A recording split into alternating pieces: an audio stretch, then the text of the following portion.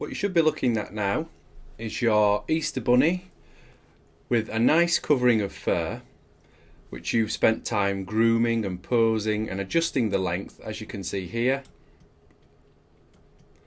And you've also added the hair to her scalp and also used guides to help to pose that hair and give her a basic hairstyle. So you should be looking at something like this roundabout now.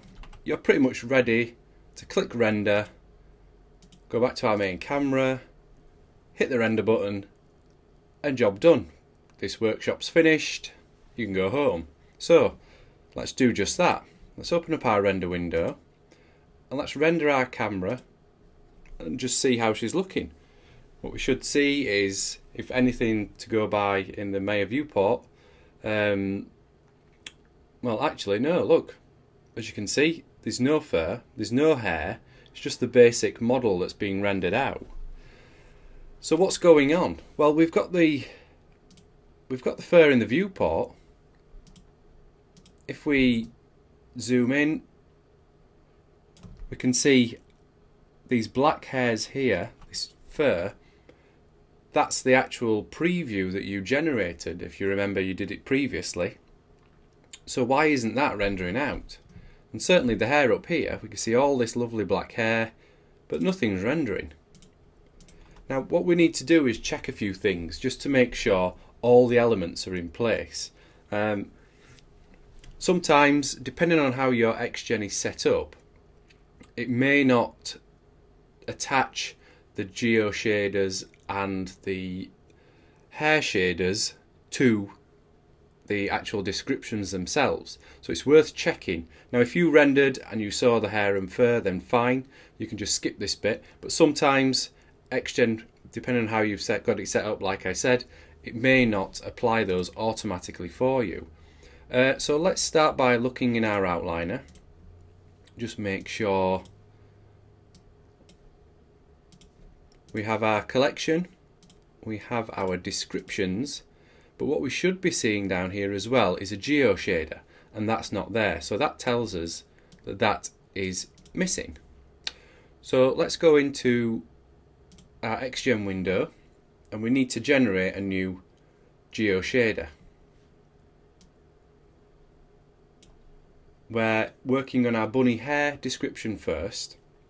Now down here we can see operation render, the renderer is set to mental ray, and we were using mental ray, so that's all fine. But if you scroll down to the mental ray settings tab here, we can see setup geo shaders, and that was set to manual. Now like I say, you may have it set to automatic, which will generate this for you when you create the description. If it was set to manual like mine was, then it won't have. So these are the steps to go through just to fix that. All you need to do, set up geo shaders, manual, click setup. And what you've seen down here, we now have geo shader. Let's go over to the fur, like so. Let's set one up for the fur as well. And there we go, that's appeared there. So that's now going to render something out, but we also need to do another step. We need to assign a shader to those. Let's go back to the hair. Now you see there is a button here saying apply hair shader. So we can click that and just see if, let's go to our hypershade. Now nothing's turned up. These are all the basic shaders which were normally in here. What would usually happen is it would chuck in a shader, one of these XGen hair fen shaders underneath the mental ray tab. It hasn't at this point, but that doesn't matter.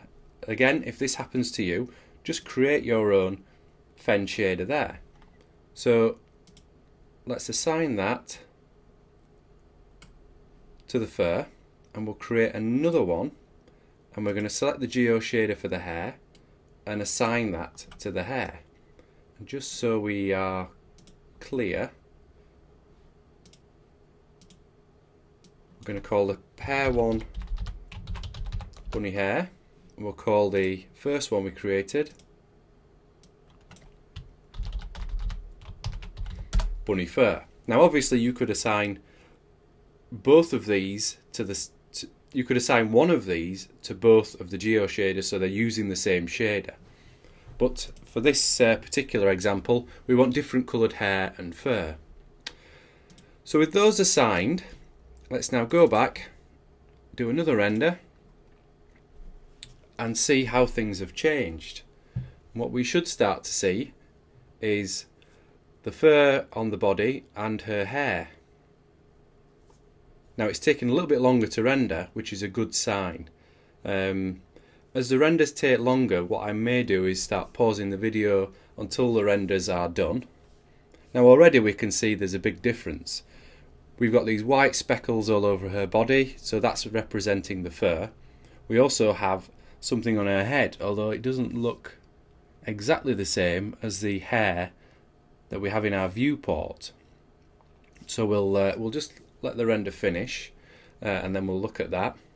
Like I say, what I'm going to do is I'm going to pause the video, let the render go, and then we'll come back.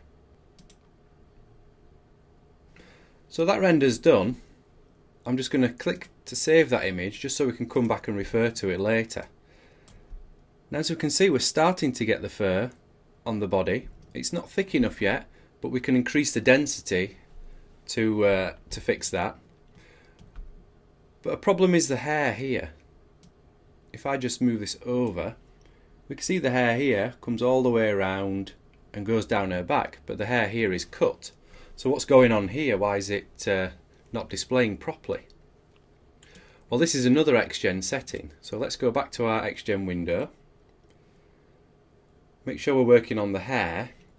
And what we want to look at now is this attribute here, primitive bound. Basically, as it pops up there and it's telling us, this is basically going to clip the primitives if they go outside a certain bounding box. Now this is set to 1, so it's not very far, so that's why the hair's getting cut. If we click auto set, we see that jumps up to 16.5. So with that now set, I'm just going to pause, do another render, and we'll see what the difference is. So that's done, and immediately we can see that's much better. That's representing what we've got in our viewport much better. So you can see previously the hair was getting cut, and now the primitive bound is set, all the hair is visible. Now before we move on and start to play around with colours and things, we obviously need to adjust the density. So with the hair selected, let's go over to our primitives tab, move up to density here. We'll maybe set that to, let's set that to 20. I'm going to turn off automatic update because we don't really want to wait for this to update all the time. So now let's go over to our fur tab. And density is only set to 1, so that's why this is looking quite sparse. Now I'm going to go to preview first and drop that down to 10%. And then I'm going to increase density to 15, just to test. And then once we've rendered, we can come back and we can adjust the density if we need the fur to be a bit thicker. That's not a problem at all. I'm just going to run a quick update preview. There we go. So with those set, let's now start to play around with the colours. So let's keep that image as well. Go into our hypershade and let's look at the fur first. So I'm going to double click on there. Now if yours has been generated automatically, it may be that you have a shader like this, but it's then connected to, it might be connected to a Blinn or a Phong or something like that. So don't worry if it's slightly different. Eventually you end up editing this node anyway, so it doesn't really matter. So let's just pull that off just so we can make it a little bit bigger. So these are the basic attributes for, well, basically for controlling the hair.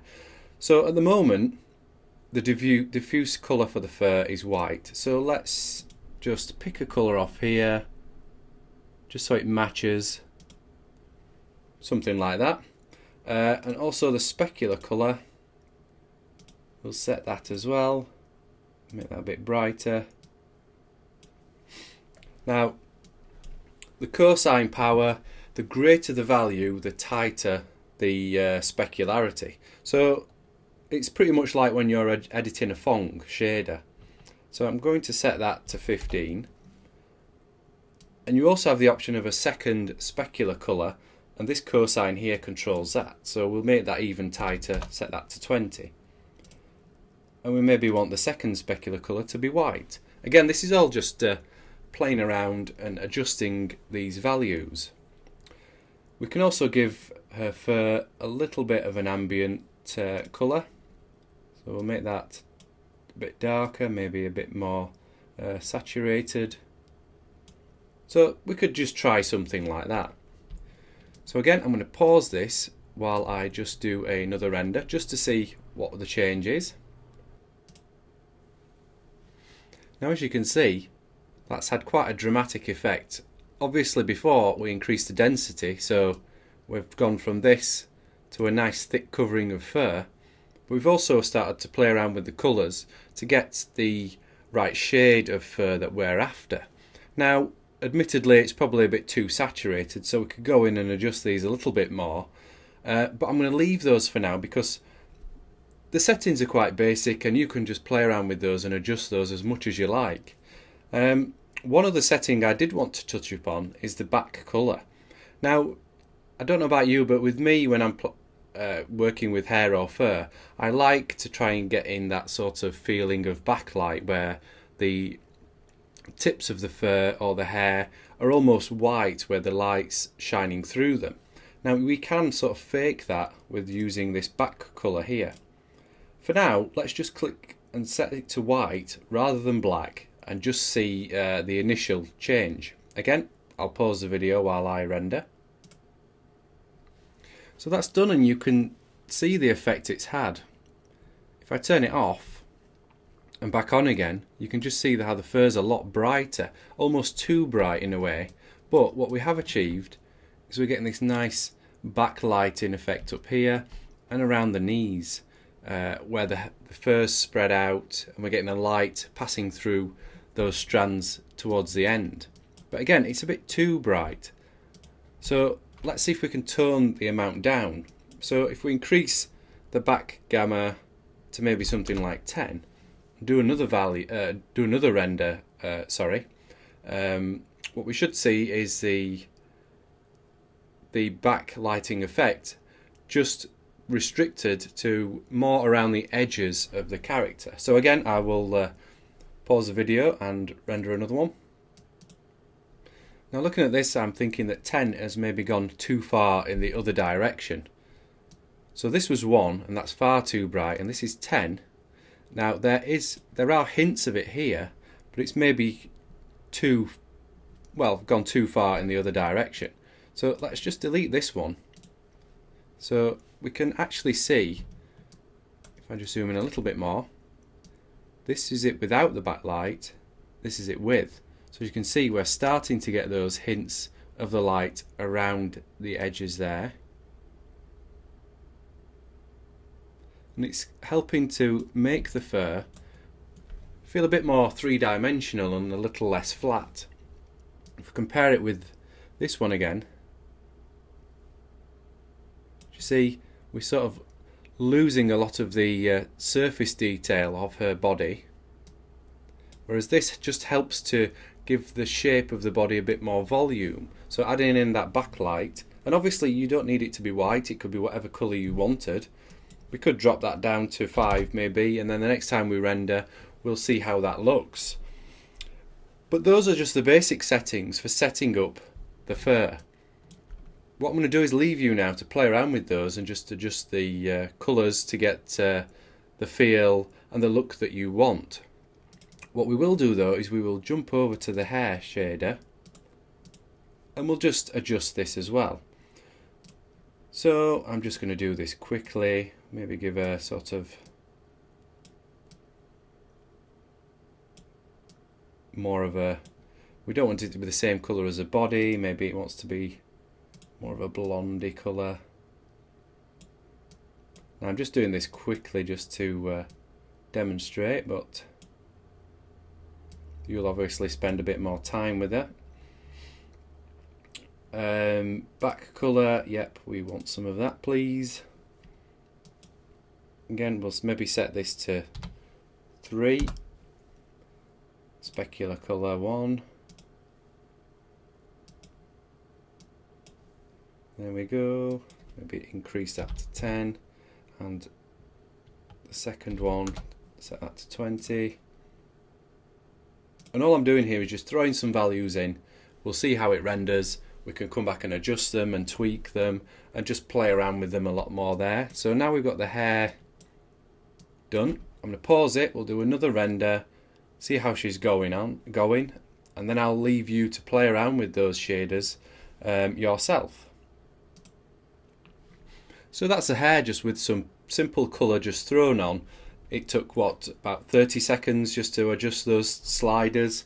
It's not perfect. We need to play around with those values a little bit more. Maybe it needs a bit more density. And to be honest, it looks a bit grainy on here because this is just a preview render. We're not doing any fancy high quality renders here. So a lot of that sort of stuff you can do further down the line and do your fine tuning when you're doing your final quality render. But just going back to the fur for a second, dropping the back gamma down to 5, and you can see we've got nice lighting around her chest area here, and just catching around the fur around her knees as well. So that works really well in those areas. Now I'm not going to linger any more on rendering because it's just, well, particularly on these shaders, because it is just a case of personal preference, going in, adjusting the sliders, playing around with the values. Also play around editing the density of the fur and the hair to get the look that you want. Looking at the hair, probably needs to be a bit denser, but you're quite capable of going in and adjusting that now and playing around with those. So that's pretty much rendering covered. It was just a basic overview, but feel free to go in and experiment and play around with a lot of the other options. So we can see there, so we've gone from this stage here up to this stage here. Now before we end this workshop, there's one more area that I wanted to just quickly discuss, and that is batch rendering. Now if you do a lot of rendering like I do, you'll get to a stage where she's set up, you've got your render passes all worked out, you go up to render, batch render, and then you walk away and leave it rendering overnight or over a weekend or something, and come back and all your render passes and images are all ready for you. Now the problem is with the current setup, XGen won't render via a batch render, and this is because we're working live. It's accessing the files and updating the files on your hard drive in real time. Basically what you need to do is say to Maya, right, I'm doing a batch render, so when you run the batch render script, access the files off the hard drive and some other information which will be available via the batch render, rather than having Maya running, which will then allow you to render. Basically you need to set up a few things before you do a batch render. The first thing we need to do, if you open up your XGen window, is go to File, Export Patches for Batch Render. That's pretty self-explanatory, but if you don't know it's there and you go away and come back after a weekend's rendering and nothing's happened, you'll be scratching your head and wondering why. What this is going to do is just export the information of which geometry has which descriptions applied to it, and sort of their positions, etc. It's particularly useful if you're working on an animation. We click like so. If you're doing a still image like we are here, you just click export. If you're doing an animation, it will run through and export all the information for each frame. So as well as doing that, if we go to our preview output here, if we go to our output settings,